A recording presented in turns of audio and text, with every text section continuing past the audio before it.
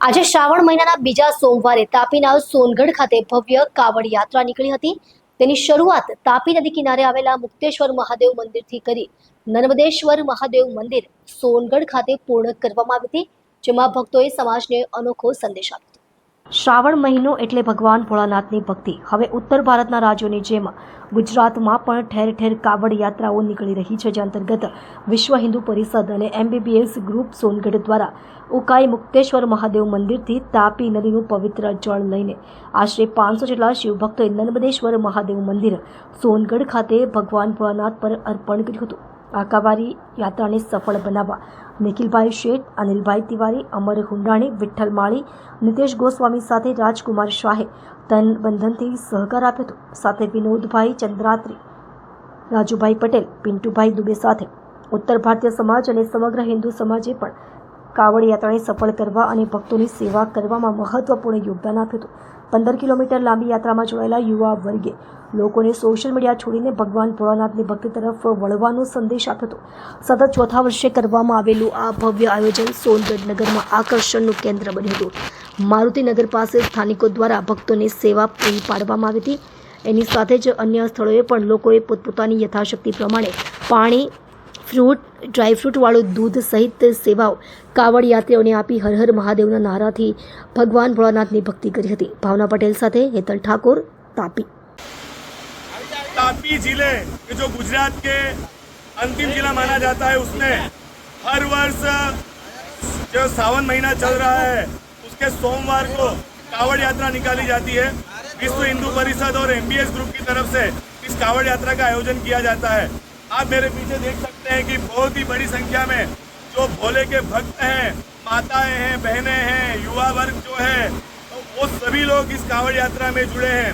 जो धार्मिक संगठन के अग्रणी हैं वो भी इस कावड़ यात्रा में जुड़े हैं और सभी ने यहाँ पे तापी नदी का पवित्र जल लिया है और मुक्तेश्वर महादेव मंदिर पे उन्होंने आरती की है। और यहाँ से करीबन 15 किलोमीटर चल के ये सभी भाविक भक्त जो है कावड़ का जो जल है वो नर्मदेश्वर महादेव मंदिर पे समर्पित करेंगे। और सभी ने यहाँ पे भगवान को प्रार्थना की कि हे भोलेनाथ, समग्र विश्व का कल्याण कीजिएगा। और सभी मेरे साथ एक बार जयकारा लगाएंगे, बोलिए हरे हरे हरे हरे। आपको परिचय વિજયભાઈ વસાવા છે મારું નામ। આ યાત્રા દર વર્ષે જેવી આ વર્ષે પણ કાઢવામાં આવી છે। MBS ગ્રુપ અને વિશ્વ હિન્દુ પરિષદ દ્વારા કરવામાં આવી છે।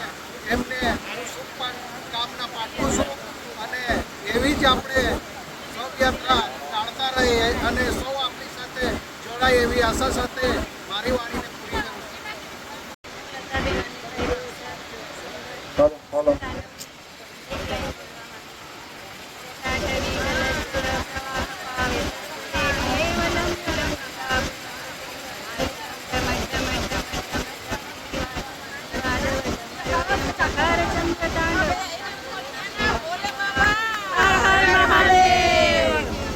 आपका परिचय?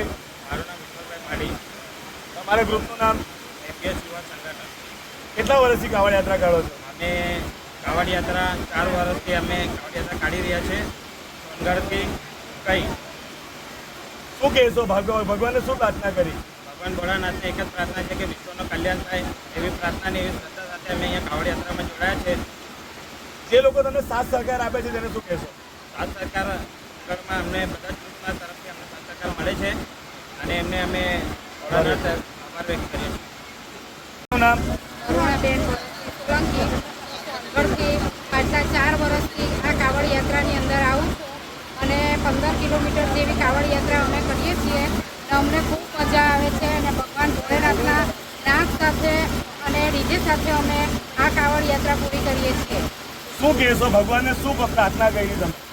કંઈ નહીં, કે આ કાવડ યાત્રાની અંદર જેવી રીતના અમે આવીએ છીએ એવી રીતના સર્વે લોકો આવો અને આપણે વિશ્વ હિન્દુ પરિષદ દ્વારા આને ભક્તિમય એકદમ વાતાવરણ કરીએ અને કાવડ યાત્રાની અંદર જોડાઈએ।